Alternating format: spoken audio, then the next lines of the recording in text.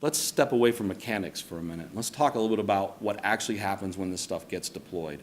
I've seen a lot of deployments, organizations who've done a really good job of breaking up their IT costs, creating that service catalog, getting the costing right, getting the consumption metrics, putting that together, doing a P times Q service-based pricing bill, presenting that bill to the business, and the business saying, this is crap, so what, I don't care.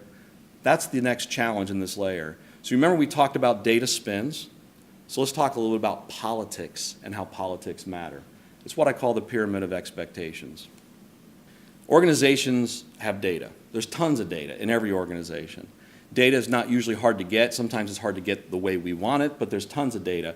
There's data about the systems that are operating. There's data about the financials. Data is never a problem. The problem is what to do with data. And so when we take data and we take two data elements and we put them together, we call that information. So the example I always give, just to make the analogy work, if I were to tell you a gallon of gas and 20 miles, those are two data points. And if I put them together, I get 20 miles to the gallon, which I'm sure you recognize miles per gallon as. It's a piece of information. It's a ratio.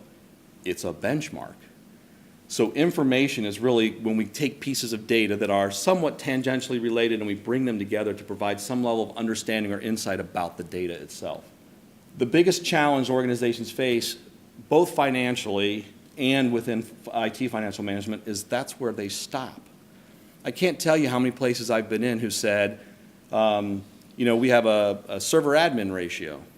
And we benchmarked against the server admin ratio, and our ratios are 45 to 1, and theirs are 60 to 1 in the benchmark.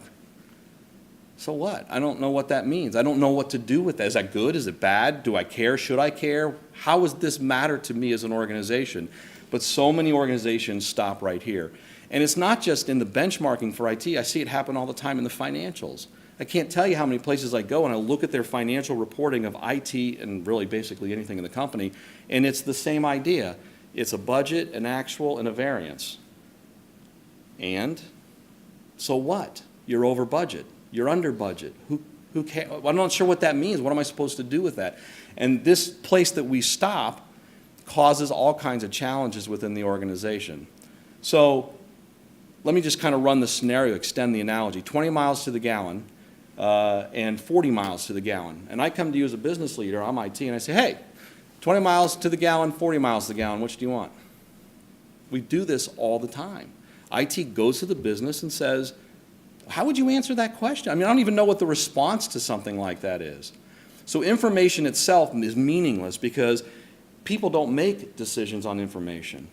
I love it when I go and talk to organizations and they say we're going to be a data-driven organization. That means the machines are going to run it from now on because people don't make decisions on data and information. People make decisions on context. And the context is what we have to provide in this conversation. So if I go back to that analogy, 20 miles to the gallon, 40 miles to the gallon, let me put some context around that for you. 20 miles to the gallon is a pickup truck and 40 miles to the gallon is a two-door hatchback. So now I've given you some context about what it is and what it means and what that ratio is trying to help you understand. But I'm still not sure that that's sufficient for you to make a decision, because if I say to you, two-door hatchback or pickup truck, which do you want? You're going to fill in the gaps around that context with your own personal views of the world unless I tell you what I need you to do with that.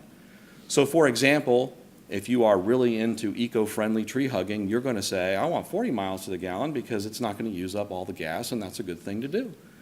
If you love off-roading, you're going to say, hey, I want that pickup truck because there's no such thing as a 40-mile-a-gallon pickup truck that's going to get me anywhere I want to go off-road. So the last leg in this journey is we have to provide insight, which is we have to link that context to a business problem that actually means something that we're trying to solve. So to extend the analogy further, you have 300 boxes to move and 1 hour to move them. You want the pickup truck or you want the two-door hatchback? You can do that, move those 300 boxes with a two-door hatchback. The problem is you need 12 of them. And at a cost that might be more expensive.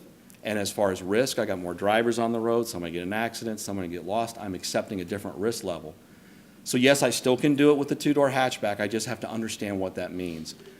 Very rarely do we see anything in the reporting or the conversation that IT is bringing outward from the business on a consistent basis that is structured, data, information, context, and insight. It is not possible to have a useful conversation without it.